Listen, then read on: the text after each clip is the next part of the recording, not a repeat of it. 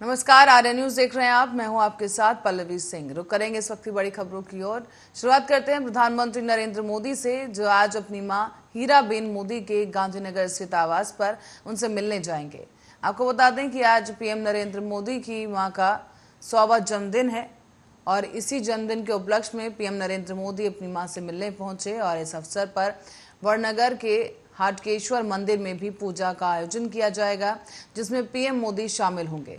इसके अलावा पीएम मोदी पावागढ़ में मां काली के मंदिर में ध्वजारोहण करेंगे और इस मौके पर गांधीनगर में रायसन पेट्रोल पंप से 60 मीटर सड़क का नाम बदलकर पूज्य हीरा मार्ग रखा जाएगा।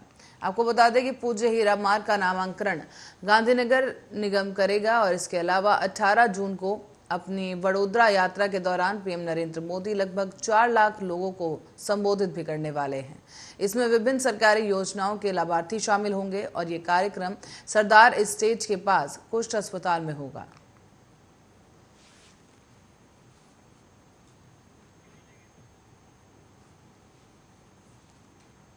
और इस बीच देश के कई अलग अलग हिस्सों के बाद अब कानपुर देहात में भी अग्निपथ योजना को लेकर प्रदर्शन शुरू हो गया है। यहां पर सैकड़ों युवाओं ने नेशनल हाईवे पर प्रदर्शन कर रेलवे ट्रैक को जाम कर दिया और इस बीच रेलवे स्टेशन के आउटर पर खड़ी कई ट्रेनें जो खड़ी हुई, उन ट्रेन में सफर कर रहे यात्री भी परेशान दिखाई दिए। सूचना पर आला अधिकारी पुलिस बल के साथ मौके पर पहुंचे और उन्हें समझाने का प्रयास शुरू किया गया। हालांकि ये मामला जनपद कानपुर देहात के कानपुर झांसी नेशनल हाईवे 27 का है। यहाँ पर सैकड़ों युवाओं ने अग्निपथ योजना को लेकर विरोध प्रदर्शन किया है और प्रदर्शन कर रहे युवाओं के हाथ में तिरंगा झंडा था।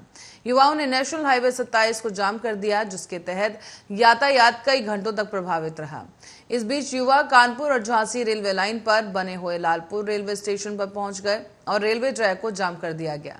साथ ही साथ आपको बता दें कि एडीएम, एसडीएम, एएसपी और सीओ भारी पुलिस बल के साथ मौके पर पहुंचे। युवाओं को समझाने की कोशिश की गई, लेकिन युवा अपनी मांग पर अड़े रहे और रेलवे ट्रैक पर प्रदर्शन जारी रखा। इसी बीच लालपुर रेलवे स्टेशन के आउटर में अप और डाउन रेलवे ट्रैक पर एहतियात के तौर पर ट्रेनों को रोक दिया गया है। इसी बीच चिलचिलाती भीषण गर्मी के दौरान ट्रेन में सफर कर रहे यात्री भी काफी परेशान दिखाई दिए हैं।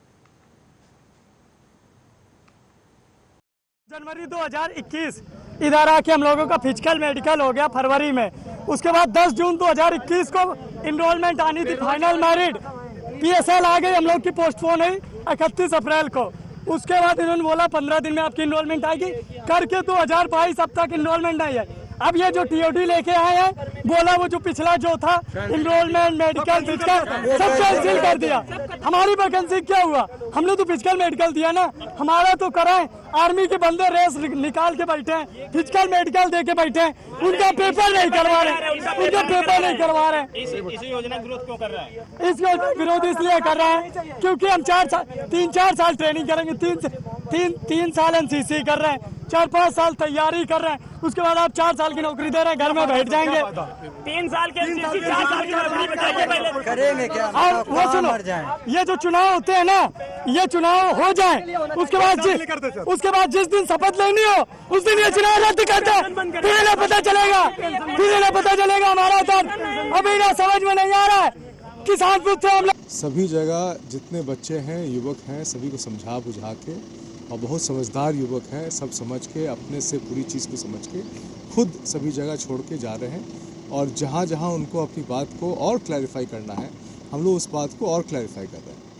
तो सभी जगह समझा बुझा के ही उनको समझा बुझा के और उनको आगे बढ़ाया जा रहा है। सर, युवक नहीं मान रहे हैं, कह रहे जब तक ये अग्निपथ वापस नहीं होगा तब तक ये प्रदर्शन लगातार करते रहेंगे। रेलवे ट्रैक कई घंटों बाधित कर दिया है। किस तरीके से आप लोग इनको मैनेज करने की कोशिश कर रहे हैं? ये अभी युवक हाईवे पे भी गए हैं, कहीं जाम न लगा दो। ये बच्चे जो हैं, जो युवा वर्ग में हैं और उनको नौकरियों के लिए है, तो यहाँ पे जितने रेलवे ट्रैक हैं उनको खोल दिया गया है, सारे ट्रेन दोबारा चल रहे हैं। इसी तरह से उनको समझाया भी गया है, वो समझ भी गए हैं, धीरे धीरे करके वो वापस जा रहे हैं। कुछ लोग जो है उसमें और समझना चाहते हैं, इसलिए वो जिलाधिकारी साहब से मिल रहे हैं, तो जिलाधिकारी साहब से मिलने के लिए कलेक्ट्रेट ले जाया जा रहा है। कहीं भी कोई दिक्कत नहीं है, सभी को समझा बुझा के ही इसका। और एक तरफ महाराजगंज की पुलिस और प्रशासन की टीम जुमे की नमाज को लेकर, पुलिस और जीआरपी की टीम किसी भी अप्रिय घटना को लेकर अलर्ट नजर आई। और भारत नेपाल सीमा पर स्थित नौतनवा रेलवे स्टेशन पुलिस प्रशासन रेलवे अधिकारी पूरी तरह से ही मुस्तैद रहे हैं। आपको बता दें कि भारत और नेपाल सीमा नौतनवा रेलवे स्टेशन पर कोई अप्रिय घटना ना हो पाए, इसी वजह से प्रशासन रेलवे स्टेशन पर पूरी मुस्तैदी के साथ चेकिंग करता हुआ नजर आया है। जुमे की नमाज के पहले ही शांत समिति की बैठक में सभी महत्वपूर्ण व्यक्तियों से वार्ता हो चुकी है और उसी के मद्देनज़र आज सभी जगहों पर हमारी पुलिस फोर्स तैनात है। बड़ी संख्या में पुलिस मित्र बनाए गए हैं और सबके सहयोग से शांतिपूर्वक नमाज संपन्न हो गई है। इसके साथ ही जो अग्निपथ को लेकर के जो भी बातें हैं उस संबंध में हमारे यहाँ गोरखा रेजिमेंट है, वहाँ के ट्रेनर को इस से हमारी ओसीओ साहब की विस्तृत वार्ता हुई। देखिए, इन दोनों बिंदुओं पे हम लोग बिल्कुल सजग और सतर्क हैं और जहाँ तक उसकी बात है जुम्मे की नमाज की बात, तो दोनों ही धर्मों के धर्मगुरु या जो भी संभ्रांत और गंभीर लोग हैं, जिम्मेदार लोग हैं, उनसे हम लोगों ने संवाद किया है और संवाद के कारण ही सब कुछ बिल्कुल सामान्य है। हम लोग लगातार सतर्क हैं और हर महत्वपूर्ण और संवेदनशील पॉइंट्स पे फोर्स हम लोग की लगाई गई है। हमारे एसडीएम साहब सुबह से ही प्रॉपर फोर्स के साथ नियमित रूप से भ्रमण पे हैं, एक एक कोने पे निगाह रखी जा रही है।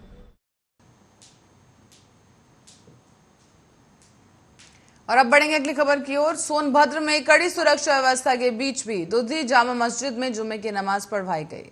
बता दें कि दूधी जामा मस्जिद तथा ईदगाह में अलग अलग समय पर नमाज पढ़ाई गई है और सुबह तहसील मुख्यालय पर भारी संख्या में पुलिस बल के साथ अधिकारियों ने एक फ्लैग मार्च निकाला। जुम्मे की नमाज को लेकर प्रशासन काफी अलर्ट नजर आया और इस बीच एडिशनल एसपी और क्षेत्राधिकारी मौके पर मौजूद रहे, तैनात रहे पुलिस बल के साथ यहां पर। और इसी के साथ आपको बता दें कि दुग्धी तहसीलदार, दुग्धी एबीएसए और तमाम आला अधिकारी नमाज के दौरान मौके पर मौजूद रहे। पहले की अपेक्षा नमाजियों की संख्या में कमी भी रही है।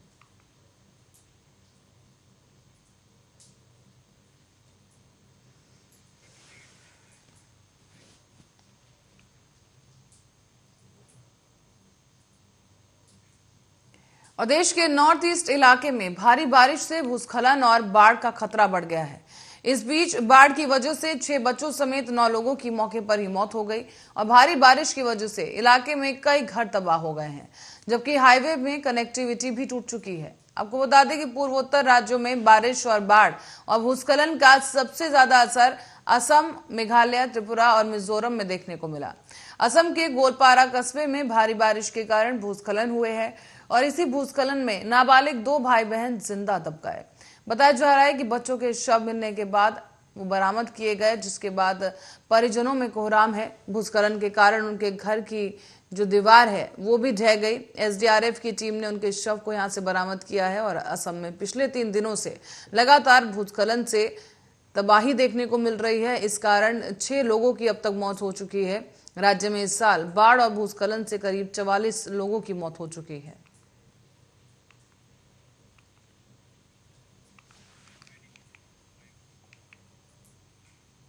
और रुक करेंगे अगली खबर का। अग्निपथ योजना के विरोध में देश के कई हिस्सों में विरोध प्रदर्शन जारी है। कई जगह हिंसा हुई, सार्वजनिक संपत्ति को नुकसान पहुंचाया गया और ट्रेनों को जला दिया गया है। सड़कों पर भी जाम लगाया गया। और इसी बीच अब अग्निपथ स्कीम को लेकर युवाओं के उग्र प्रदर्शन पर थल सेना के वाइस चीफ लेफ्टिनेंट जनरल ने युवाओं को संदेश देते हुए कहा कि युवाओं को मेरा मैसेज है, अग्निपथ स्कीम के रिक्रूटमेंट की प्रक्रिया शुरू हो चुकी है। अगले 2 दिनों में रिक्रूटमेंट वेबसाइट्स पर सब टर्म एंड कंडीशंस होंगी। उन्होंने ये भी कहा कि इसी के साथ ही ये भी बताना चाहूंगा कि पिछले 2 साल में जो युवा तैयारी कर रहे थे लेकिन अब अयोग्य हो गए थे, अग्निपथ स्कीम में उनके लिए उम्र सीमा 2 साल बढ़ा दी गई है। इसलिए सभी युवा अपने गाँव और शहर में जाएं और रिक्रूटमेंट की तैयारी करें। उन्होंने ये भी कहा कि ये कंपटीशन जरूर है, लेकिन जो मेहनत करेगा वो सेना में अग्निवीर बनकर जरूर आएगा।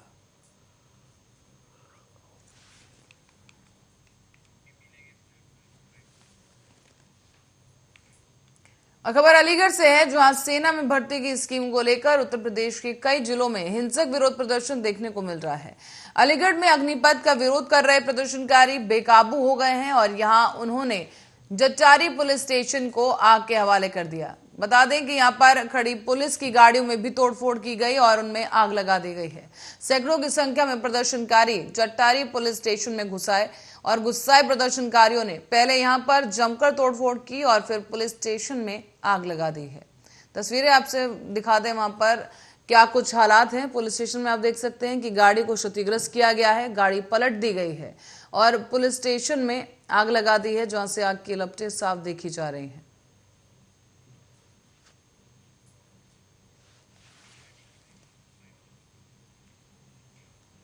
अब बात करेंगे कोरोना संक्रमण के ताजा आंकड़ों की। देश में कोरोना के बढ़ते मामलों के बाद अब बूस्टर डोज लेने वालों की संख्या में भी इजाफा हुआ है।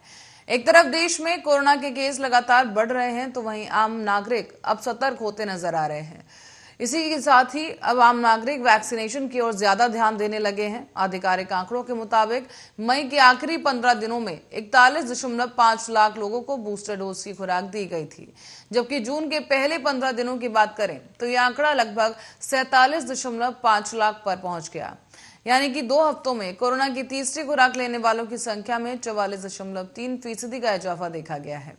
तो वहीं 5 महानगरों में पिछले सप्ताह बूस्टर डोज की संख्या में करीब 77.9% की वृद्धि देखी गई है। तो वहीं चेन्नई में सबसे ज्यादा बूस्टर डोज लेने वाले लोग सामने आए। इनके अलावा कोरोना के नए मामलों की बात करें तो गुरुवार को 12,213 केसेस सामने आए थे, जो कि पिछले गुरुवार को मिले आंकड़ों के मुकाबले कहीं ज्यादा थे। पिछले गुरुवार को 7,240 नए केस दर्ज किए गए थे। हालांकि अस्पताल में भर्तियां और मौत के आंकड़ों की बात करें तो ये इस बार काफी कम रहा है।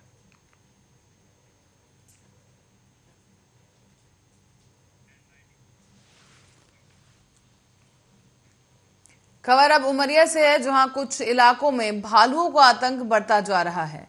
ग्रामीण क्षेत्रों में भालुओं की गतिविधि अचानक बढ़ गई और न केवल ग्रामीण इलाकों में आमद दर्ज करा रहे हैं, लेकिन आम जनजीवन को भी प्रभावित किया जा रहा है। वन विभाग ने कुछ इलाकों में भालू के मूवमेंट वाला इन इलाकों को करार दिया है। ग्रामीणों के वहां जाने पर पाबंदी भी लगा दी गई है। और इस बीच उमरिया वन मंडल के पाली परिक्षेत्र में ग्रामीणों ने भालू को देखा है, जिसकी वजह से उनमें दहशत का माहौल है। कुछ दिन पहले ही पाली के ही जंगल से जुड़े हुए कुछ वाले जो क्षेत्र हैं वहां भालू देखा गया था, जिसके बाद वन परिक्षेत्र पाली के ग्राम बरबसपुर के स्कूल में भालू को घूमते हुए देखा गया। इसी के बाद से अब ग्रामीणों में दहशत का माहौल है, ग्रामीण डरे हुए हैं और बरबसपुर स्कूल में भालू के घूमते हुए का एक वीडियो भी वायरल हुआ है। उसी वीडियो की कुछ तस्वीरें हैं जो आप देख पा रहे हैं कि यहाँ पर स्कूल है और स्कूल परिसर में ये भालू घूमता हुआ नजर आ रहा है। विभाग के अफसरों तक भी ये वीडियो पहुंच गया है और पाली के परिक्षेत्र अधिकारी रवि पांडे ने बताया कि हम क्षेत्र में लगातार गश्त कर रहे हैं। हालांकि ग्रामीणों को भालू को लेकर जागरूक भी किया जा रहा है। क्षेत्र में भालू के संबंध में जागरूकता के लिए पोस्टर्स भी लगा दिए गए और ग्रामीणों को सलाह दी गई है कि भालू के मूवमेंट वाले क्षेत्रों में बिल्कुल न जाएं।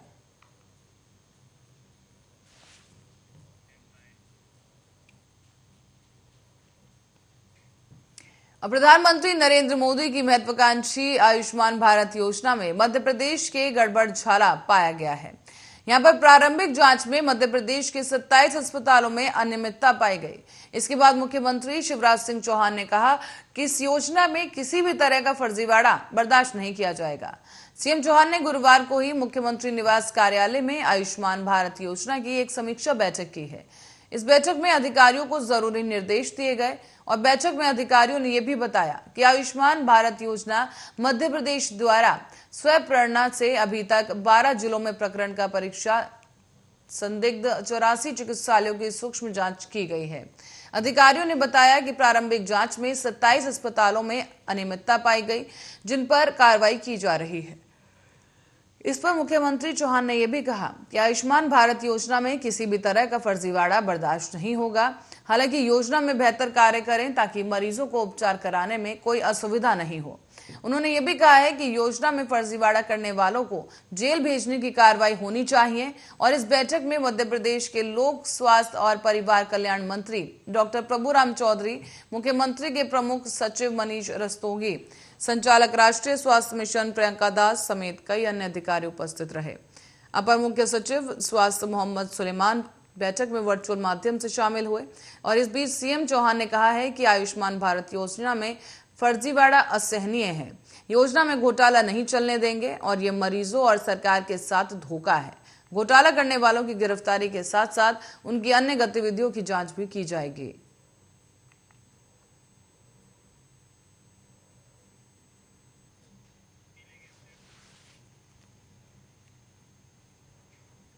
और राजस्थान के मुख्यमंत्री अशोक गहलोत के भाई अग्रसेन गहलोत के फार्म हाउस और दूसरे ठिकानों पर सीबीआई ने छापेमारी की है। सीबीआई के इस एक्शन के बाद से ही अब सीएम गहलोत का बयान सामने आया। उन्होंने कहा है कि मेरा भाई किसी तरह से राजनीति में शामिल नहीं है और उनका कोई कसूर नहीं। मुख्यमंत्री अशोक गहलोत ये भी कहते नजर आए कि परिवार के लोगों का क्या कसूर है। मेरे परिवार और मेरे भाई का राजनीति से कोई लेना देना नहीं है।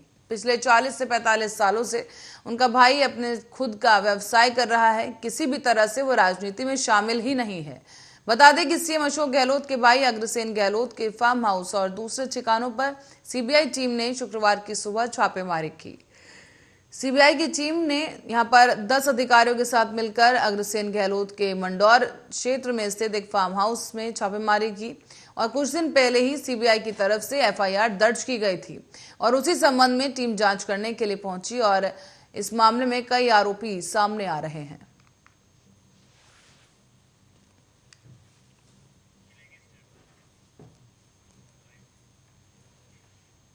अब खबर की ओर रुख करेंगे। बॉम्बे हाईकोर्ट ने यहां पर महाराष्ट्र सरकार के मंत्री नवाब मलिक और पूर्व गृह मंत्री अनिल देशमुख की उन याचिकाओं को खारिज कर दिया है जिनमें मांग की गई थी कि उन्हें महाराष्ट्र विधान परिषद चुनाव में मतदान करने की अनुमति दी जाए। महाराष्ट्र विधान परिषद के लिए 20 जून को मतदान होना है। कोर्ट के आदेश के बाद दोनों ही नेता अब वोट नहीं डाल पाएंगे।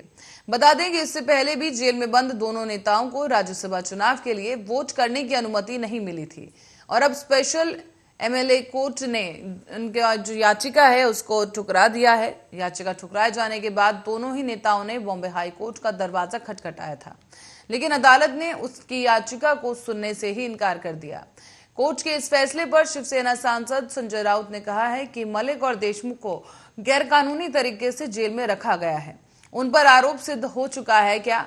उन्होंने पूछा कि क्या किसी अपराध में सजा मिली है और अब तक जब आरोपी सिद्ध नहीं हुए हैं तो फिर कोर्ट उनको वोट देने के अधिकार से कैसे नकार सकती है।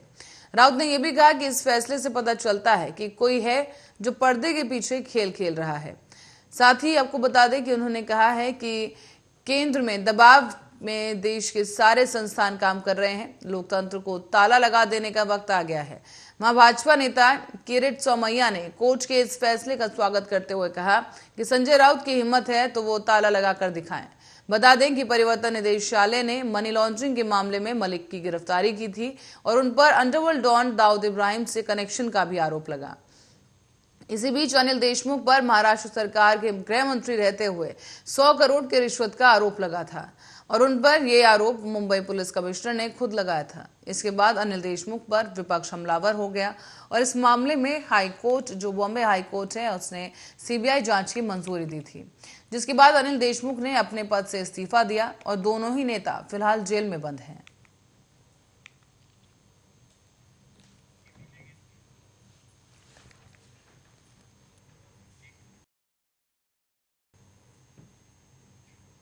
और राष्ट्रीय राजधानी में बिजली उपभोक्ताओं को दिल्ली सरकार की सब्सिडी योजना का लाभ उठाने या राहत को बंद करने के लिए अगले महीने से एक फॉर्म भरना होगा। ये जानकारी अधिकारियों ने गुरुवार को दी है, जहां पर दिल्ली के मुख्यमंत्री अरविंद केजरीवाल ने पिछले महीने घोषणा की थी कि 1 अक्टूबर के बाद बिजली सब्सिडी केवल उन्हीं उपभोक्ताओं को दी जाएगी जो कि इसका विकल्प चुनते हैं। अधिकारियों ने कहा है कि सॉफ्ट और हार्ड दोनों रूपों में उपभोक्ताओं को एक फॉर्म दिया जाएगा जिसमें सब्सिडी मांगने या फिर 1 अक्टूबर के बाद इसे बंद करने के लिए हाँ या ना का विकल्प होगा। उपभोक्ता अपनी बिजली के लिए साथ अगले महीने से अपने मुद्रित विवरण के साथ फॉर्म प्राप्त कर सकते हैं। इसमें उन्होंने सब्सिडी प्राप्त करने के बारे में हाँ या ना नहीं लिखना होगा और आर्थिक रूप से सक्षम उपभोक्ताओं को सब्सिडी सरेंडर करने के विकल्प से सब्सिडी राशि को कम करने में मदद मिलने की उम्मीद है, जो कि बीते कई वर्षों से बढ़ रही है।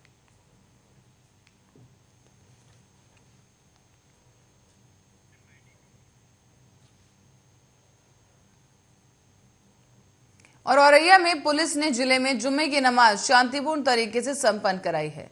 पुलिस और प्रशासन की मुस्तैदी और सभी धर्मों के जागरूक नागरिकों के सहयोग और मुस्लिम समुदाय के सौहार्दपूर्ण से जुम्मे की नमाज को संपन्न कराया गया।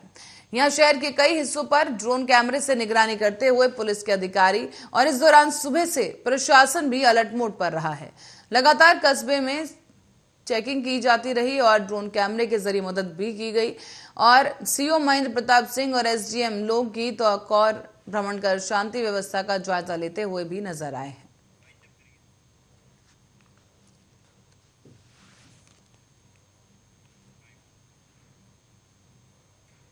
और इसी खबर के साथ ही बुलेटिन में फिलहाल के लिए इतना ही। बने रहे हमारे साथ, देखते रहे आर्य न्यूज।